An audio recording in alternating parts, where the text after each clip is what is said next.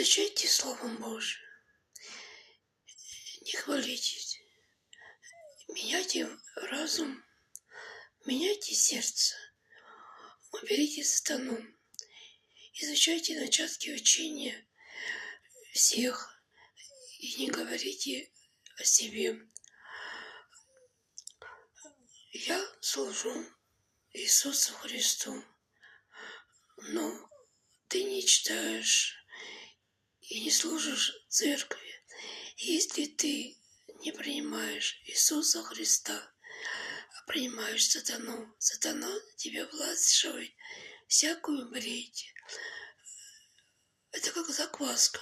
Квасишь ты свои сплетни или зависти, у тебя жесткое сердце, но не мягкое, и не принимаешь Иисуса Христа. Это ад для твоего жизни.